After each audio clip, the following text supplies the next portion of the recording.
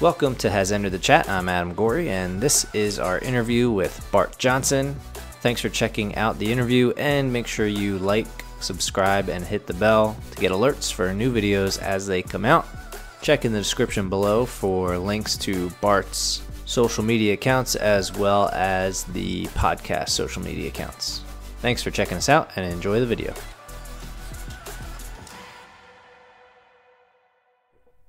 One thing right off the bat that I kind of noticed when I was doing some research, and some of this came off Wikipedia, and I always like to double check before just assuming what I read on Wikipedia is right, because it's Wikipedia. But you had a pretty interesting upbringing. So your mom was a hairstylist in Hollywood. You grew up in Hollywood. You've always been kind of in Hollywood. Yeah, born in Hollywood. Yeah, literally born in Hollywood Community Hospital. Me and Leo DiCaprio are the only two people I know that were actually born in this little tiny hospital in Hollywood. And then my whole entire life, as far as I can remember. But yeah, you could ask about that. I got some interesting little nuggets, I guess, to say about that. Okay, cool. Yeah, I mean, so you started in Hollywood, and then you guys moved to Utah when you were. Yeah. I don't know. How old were you? Was it high school age or a little younger? Yeah. I was a freshman in high school.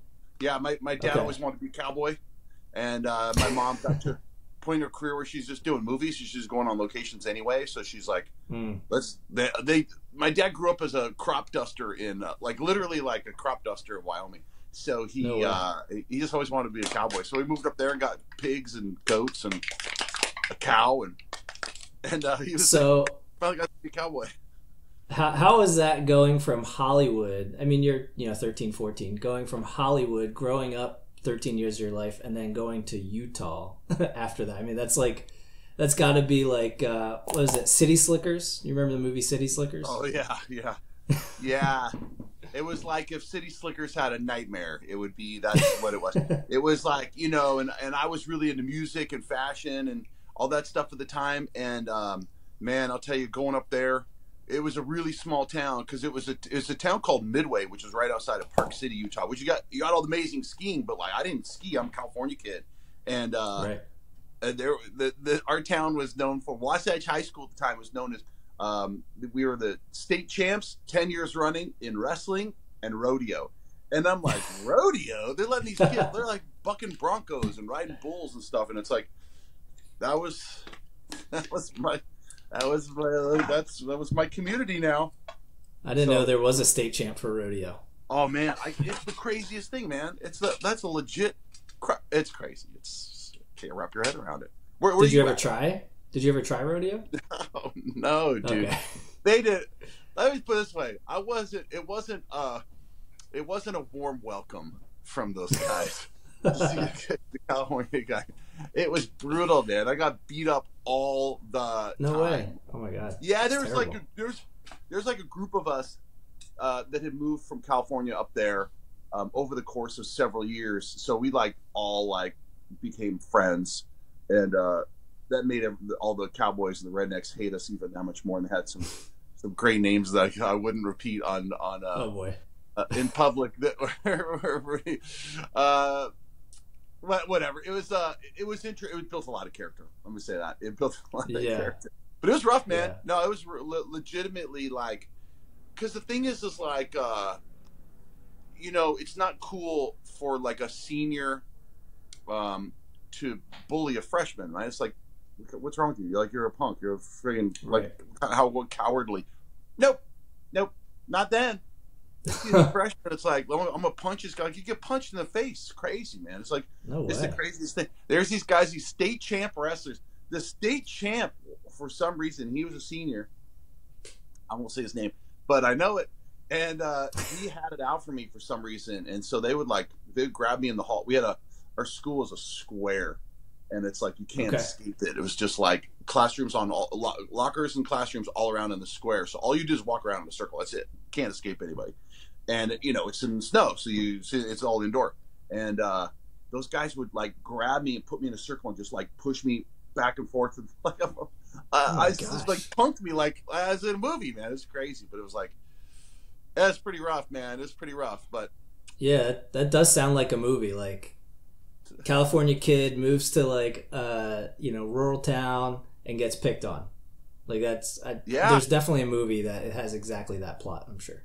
No, you know what's funny? It's like it's the opposite of Karate Kid. It's like he moved from small town to the big California. Well, he was in New Jersey. Yeah, small town New Jersey to like this, big city. And it's like, man, I asked my kids. My kids go to school now, and I'm like, hey, you guys ever get bullied? Like, and they're like, bullied? That's not cool, man. No, people don't do that. That's not like.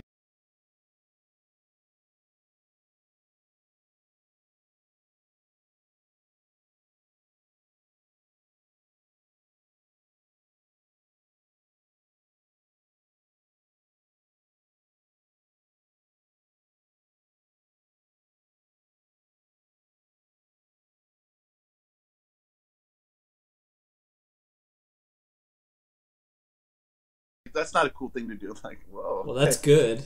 That's great, man. It's not how I grew up, but that's pretty wild. I know it's a point of emphasis nowadays. Yeah. They're a little more cultured here in LA, I guess. I didn't mean to. You asked where I was at. I'm in southeastern PA, so I grew up maybe hour outside of Philadelphia, and then moved a little bit. I live a little bit further from that now.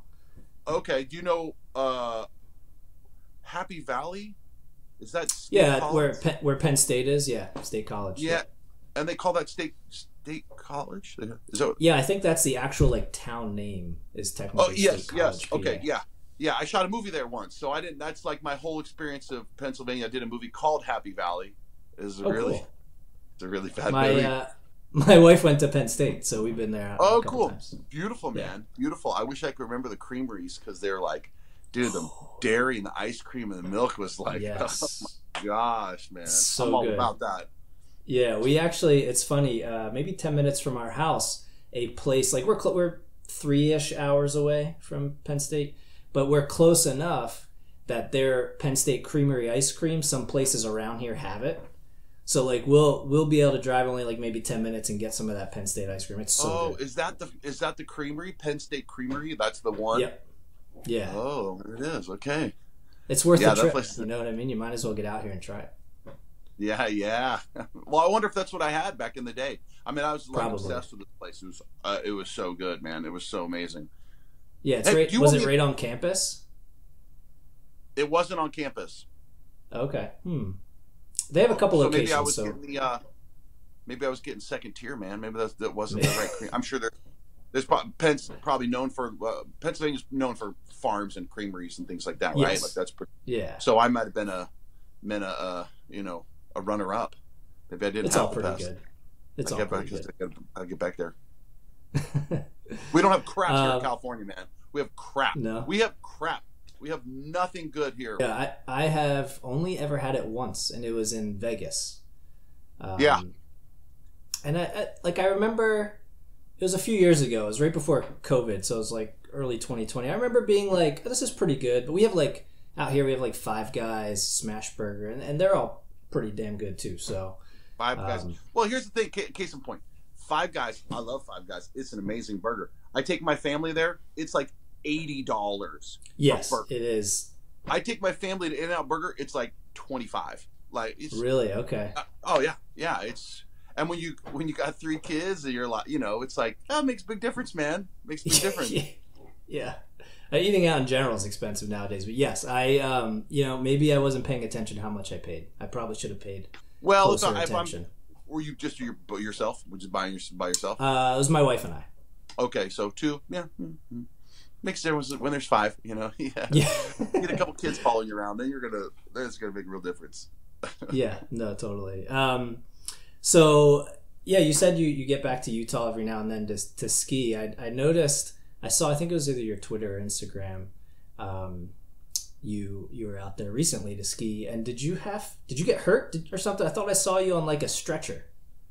That's me, man. Yeah, I think I'm going to post on my Instagram today.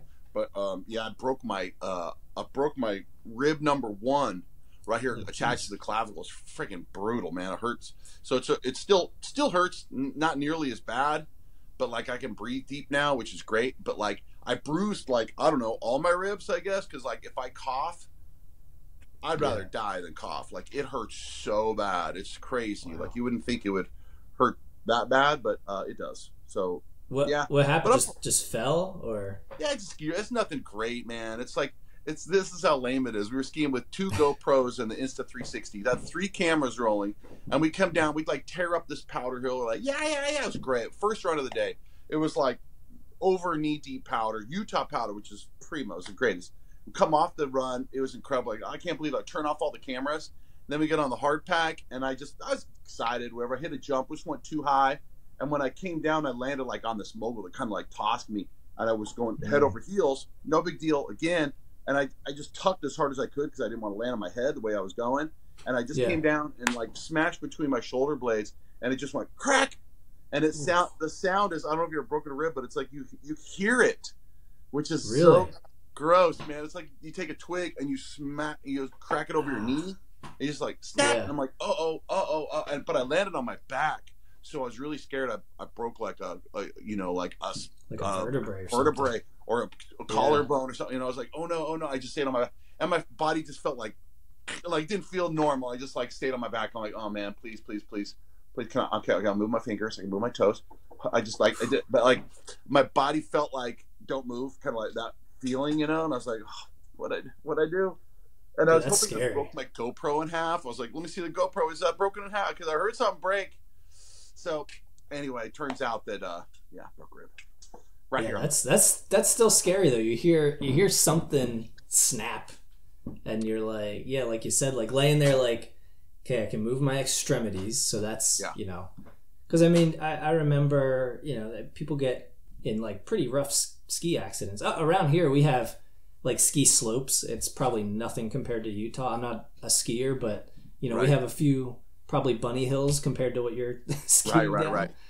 But I've only skied once or twice in my life, and like, you can go from not fast to fast real quick. Oh yeah, yeah. No, that's my second time in an ambulance over. Well, when I moved to Utah, that's all I did. Like, that's all I did. Like, there's not a lot to do there, and I just fell in love with it. We got the season pass for $90, unrestricted, $90. Wow. That same pass now is probably like $4,000 to get that pass. $90, man. So I skied every day. We put in like over 50 days of full days on the hill, and then we every day from home from school we just hike up and build jumps and practice backflips and stuff, and like that's just all we did. And when I was in college, that was the idea was to pursue try to race professionally, and like I was like looking at the Olympics and like I was a mogul skier, like a pretty competitive mogul skier. And and then it was like the big decision, like in college, like, okay, I really like this acting stuff, and I really like the skiing stuff. I love them both. I'm pursuing them both. And one day I was going home from theater. I was rehearsed all night in theater, and then doing my other stuff during the day. And I fell asleep, and I rolled my car. I got a scar on my elbow right here, just to remind me if I ever think about it. I'm like, you can't do it all, man. You got to focus, and you got to like get after one of them. So that's when I was like, okay, I'm gonna drop out of college. I'm gonna leave skiing behind, which broke my heart. It was the hardest thing I've ever done. It was the college. Like, I could live without college. That was skiing. That was rough. And I just packed up my car and moved to LA and pursued acting. And for the next 10 years, like I cried over leaving skiing behind. It was so hard.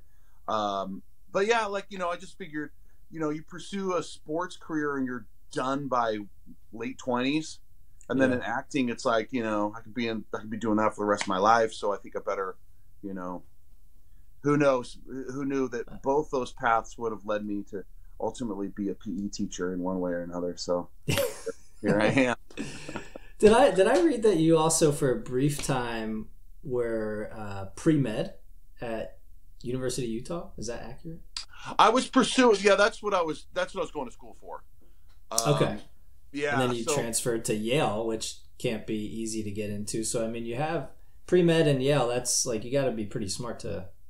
Yeah, that is not as fancy as it sounds. That was just a theater program, and it was not a track of school or anything like that. So that's not really And you know, it was like like for the longest time on, I don't know if it was on Wikipedia or something like that. It said graduated from the Yale School of Drama. I'm like, that's not true. I haven't called Yale. I'm like, I like it. Like, if people are gonna make crap up about me, keep that one. But like, I'm asked in interviews so often. I'm like, can you just take that off?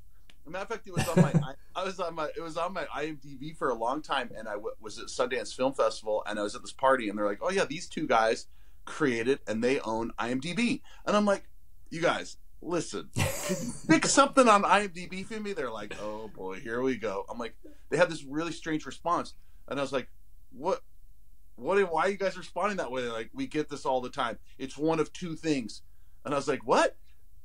And they've had death threats. They've had like people like go after them and stuff because two things on IMDb. I'm like, I can't imagine. Like, what is it? And they're like, people's age. They don't have their age on there, and adult films. Like, they have adult films on there. I'm like, no, that's not. No, it says I graduated from Yale School of Drama. I didn't graduate from Yale School of Drama. And they're like, oh, okay. Well, yes, yeah, that we can do. I'm like, okay. Cool. Yours is a much easier request than either of those. Yeah. Speaking of age, though, you know, another thing that I didn't realize until I was like doing some research before we were chatting is that when you did High School Musical, you were only like 35, 36 years old? Yeah, I'm not sure exactly how old I was. I have to do the math. I mean, I'm sure when it came out versus like when you actually filmed it was probably I think I was 35. Yeah, it came out in 06, so 2005. Wait, came out 06. Oh, I was 34. Yeah. I was 30. That's right. Okay. I was 34 years old when I did the movie, when we shot the movie, because I was born in December. So I was 34. Okay, so here's the funny story. The funny story is, I met Kenny Ortega while we were shooting. So here's the story. So when I was in college, my mom, who's a hairstylist, she did growing up, when I was born in Hollywood, right? And my mom was a hairstylist. She did Mork and Mindy, Brady Bunch, Charlie's Angels. I remember as a little kid being on the set of Mork and Mindy and meeting Robin Williams in his Mork from Mork costume, and he gave me the Nanu handshake. If you know, if like you're any '80s babies out there that know what I'm talking about.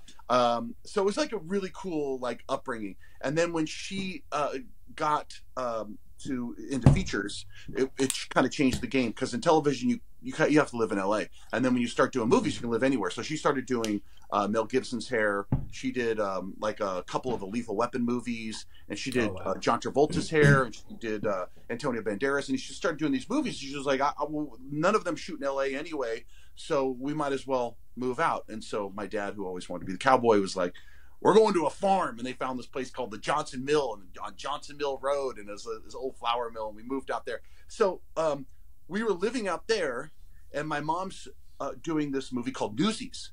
So Newsies, big Disney musical with Christian Bale and Dave Moscow and Ellie Keys. So she said, come down and visit. So I went down, and I must have been 20, 21. And I got on the set, and I was like, I've always loved movies. I love like all my whole entire youth. I was the little kid sitting in the hair and makeup chair, just kind of watching, you know. And the actors are always really super nice to the kids on the set, and it's like, oh yeah, the hairstylists brought their kid, and always really friendly. Well, I would watch, and it's just so fun. If you've been on a movie set, like set culture, it's just really cool. If you love movies, it's fascinating to like watch these movies. And I still remember the scene, the first scene I watched was Christian Bale when he was just like towards the end of the movie, when he had the papers. He was kind of a scab, and he was walking down, and ends up they're beating up David Moscow, and they're gonna go get in this fist fight, and it was just like really cool to watch that. And I was just like, this is the coolest thing I've ever seen in my life. And then I became friends with Ellie Keats, and I started hanging out with her, and she was this kid, and she had this cool house in Hollywood Hills. I'm like, you do this for a living? Like, wait a minute, this is way better than a job. Right. So that's kind of where I got super interested. So Kenny Ortega, I've known him forever. And then, he's a really good friend of our family, and he was very supportive, and he watched, anytime I was on a TV show, I did a TV series for Warner Brothers called Hyperion Bay, and he would watch that and call me and go, hey, you did so great on this scene. I'm like, I watched you on this. You did such a great job on that. Just amazing. So Cool. cut to, he did Hocus Pocus. He did all these other movies. And then he's doing this little movie in Utah.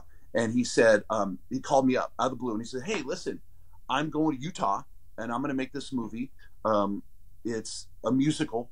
It takes place in a high school. We're just calling it High School Musical until we come up with a name. But there's no money and it's a little movie, but no one's going to see it, but we're going to have the best time. We're going to have a great time. Do you want to come up to Utah? I know you love Utah. Let's go to Utah and have a really fun summer. And I said, well, yes, I jump anything Kenny Ortega was doing. I don't care what it is. Like, I'm in.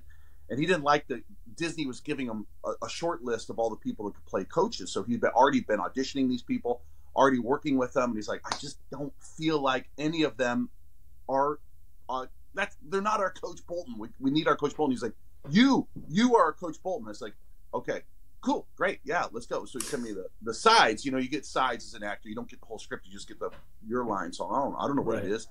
And he said, you're going to play Zac Efron's dad. I'm like, I don't know. Okay, all right, cool. So I went in and auditioned at Universal for these casting directors, Natalie Hart, Jason LaPadura, and the great, amazing casting people. And I didn't get it. I didn't get the role. I was like, oh man, what a bummer. That would have been so fun. And then like a few days later, Kenny Ortega calls me. He goes, what happened? They said you didn't get. You're too young. You're like, they said you're way too young for this. Are you supposed to? What'd you wear? What'd you wear the audition? I was like, I don't jeans and a t-shirt. He's like, what? You're supposed to be Zach's father. I'm like, who's Zach? I don't know who that. Zach, yeah, right. Back then, young actor by then. And I was like, wait, I'm not old enough to play. I'm way too young to play a dad. Like I'm gonna play a dad. No, man. It's a weird thing in an actor's life where it's like your whole entire career, you've been the basketball player, you've been the guy right. That's like, well, I'm supposed to be in the action, and then they're like, oh no, now you're the coach, so now you stand on the sidelines. So I'm like, I stand back here, and then kind of just like watch everybody else play. I'm like, it's kind of a humbling experience, realizing like I'm not the star. But anyway, Kenny says, okay, listen, this is what I'm gonna do. I'm gonna get you back. I'm gonna get you in for a screen test, okay? And we're gonna put some gray in your hair, just gray on the sides, maybe a little bit in here, and you're gonna wear a suit, and you're gonna have a sports coat, and you're gonna act serious, and you're gonna act like the age you're supposed to. I'm like, okay, I'm sorry. Yeah, okay, I'll do it. And so I went in and did all that stuff. Now my mom's a hairstylist, so she has all her hair and makeup buddies. So they're just like, oh, no problem, come in, and she did me up. And I went in there and I acted serious and I got the part. So it was great. Yes, I got the part. And then I get to set and I'm like, I'm not old enough to do this crap. Why am I? I was torn between like loving the role. I love the role more than anything. It's the greatest experience in my life was playing that part, which was kind of interesting because as much as I grew up on musicals, like my favorite movie in the whole entire world is Singing in the Rain. But I love Okay. I'm all the musicals, all of them, like all the Gene Kelly movies and Step by Step Brothers and Oklahoma, like all this. I just as a kid, I watched that, and in high school I was doing a lot of musicals, and then after in college I was doing a lot of musicals. So it's like really fun. So I had like the time of my life, but they didn't let me sing and they didn't let me dance, and I'm like, I did all this theater, and now I'm gonna play the only thing I didn't do was play basketball. That's the only thing I didn't do in this whole entire thing. So that was interesting, but yeah, I had the greatest time ever. It's interesting because I had done a series before High School Musical. Like I had done a series at Warner Brothers for Warner Brothers Television. We shot right at the Warner Brothers studio, and that was like probably the best thing that ever happened to my career because it was kind of like a lot of people really loved that show. It's kind of like critics loved it and everything else. And then I did this Disney show, and then nobody wanted to hire me after that show for a while because they're like, we don't want the Disney dad. Like HBO is not like, hey, who's that kid? Who's that guy? Who's the adult on the Disney Channel show? No, they don't. They don't do that. They're like, I kind of lost my cool factor for a little while there until the movie became like nostalgic. Till like in the last 5 years or so. Now people are like, I'll get a job on a TV show, and then it turns out like the showrunner, the producers are like, "Hey man, I love your movie, Coach. Hey, Coach is here." So it's like now it's pretty cool, and it's like it's a really cool thing to be a part of. So, but I never stopped loving it from day one, from shooting it till right after. I know a lot of the cast. What's funny is a lot of the cast tried to separate themselves from the movie. I mean, a lot of the cast, like, oh, look, we're doing moving on to bigger, and I get it. I totally get that. But I've been around long enough to know, like, no, this is a gift. Like, to be a part of something special like this, where it really made a huge impact on me. This is a gift, you guys. Like, embrace it, be grateful for it, and just enjoy the ride and appreciate your fans, appreciate all those people that appreciate your movie. And like, that's such a gift to you guys. So, and I think now that it's kind of come around where it's like, now they realize like, oh, we're not all going to have Zach and Vanessa's career and become the superstars that they did. At least not on this, not now. So it's like, just, be grateful. So anyway, that's the story of age and oh, I left out. I answered everything except for the question you brought up. Was so I had this ring. I had my championship ring. Do I have it here? Sometimes I have here. That I wear in the movies. It says, because my character Jack Bolton, he won the first state championship game when he was a senior in high school, and he was the team captain back in the day. They mentioned that in High School Musical 1. I think it's what they mentioned that. So I have this ring, and it says when I won it. I was like looking at the ring, and I'm like, I was 11 years old. I was 11 this year in this movie when I would have won this championship. So, okay, that's cool. I like it. I'm glad I have the job, but yeah, I kind of feel like I slipped under the radar with age there. And they cast the mom already, and so they couldn't find the coach. They're looking for the coach, couldn't find the coach, and they like, okay, we'll get the mom. Let's cast the mom. Okay, we got the mom. Now let's find the coach. And we're like, well, now we got to age it. So it was a little bit, but I think I thought it worked out great. Yeah, no, totally. And like, what's funny too is you mentioned like it's nostalgic now. Like, I was 19 when the movie came out, so like I was in college. I totally missed the High School Musical boat. You know what I mean? I was like too cool for that kind of stuff. 19-year-old college kid.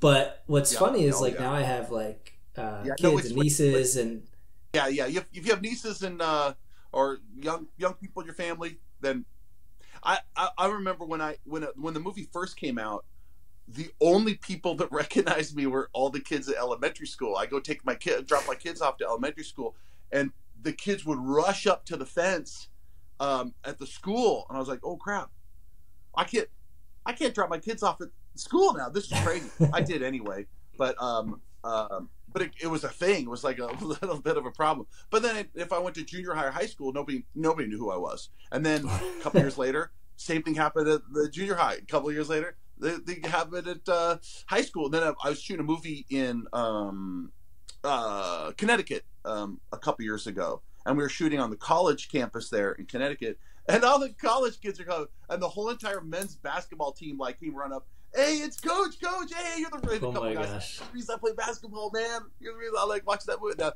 these like big, 7 foot tall, pro basketball looking guys. Wanted to get a picture of stuff. It was super cool. So it's been, it's the gift that keeps on giving. Yeah, no, seriously. Like I didn't even see the first movie until 6 months ago after my niece for a theater camp did High School Musical as a theater camp, and I'm like, it's about time. I gotta watch this movie. So I finally watched it, and I'm like, I get it. I see the enjoyment out of it. It's very catchy. Some of the songs, they just get stuck in your head all day. Yeah. Yeah, the thing is everybody wonders why that movie? Because they tried to do it over and over and over after that movie. Mm-hmm. They did several different movies where they tried to let's capture that lightning in a bottle again, and it just didn't work. We had without promotion, there's no special promotion for High School Musical 1. It was just like any other Disney musical. And we had over 18 million viewers that first night. That's insane. Nobody gets 18 million views. That's crazy. With no marketing and no special push more than any other movie, and 18 million. And it really is Kenny Ortega. I mean, he put his special sauce on it, man. It's he's got this incredible vision. I mean, this is a guy who choreographed Michael Jackson's tours for 14 years. He's he's done Xanadu to I mean, you name it, a million different things that he's put his special choreography on, and he's just so brilliant. and he has a really high standard, and he's so creative and so amazing, and it's like he made this film great. So and that's why if you talk to anybody in the cast from High School Musical, we are like, Kenny, we are not worthy of Kenny Ortega. He is the king, man. He is the magic maestro. Well, hey, I know we're kind of running out of time, so before I let you go though, I want to find out if there's any or what upcoming projects you have coming out this year that maybe people should keep their eyes out for. Yeah, I did a movie during COVID called Held, which was pretty fun. I did it with the guys who made The Gallows, which was a big hit kind of thriller. So Held is really fun. That's on Hulu now. I've got 2 films coming out this year that I have not seen yet. One's called What Rhymes with Reason, and the other one's called Someone Like You. Haven't seen those yet. And then next week, I go to Texas to go shoot a new Taylor Sheridan TV show called Landman with Billy Bob Thornton. So super excited about that. I'm a recurring character on that show, and I do my first episode in a week. Get down there in a week. Very cool. Yeah, and then, of course, I'm all over social media. I've been loving doing the TikToks, so please come see me on TikToks. It's Bart_Johnson, and I do a lot. I try to do some fun flashbacks and kind of like paying homage to the show and entertain the fans and stuff. So I've really got a kick out of that one. So come on by there.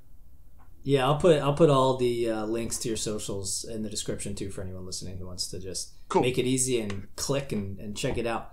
One other thing I forgot to mention: your wife, Robin, also an actress.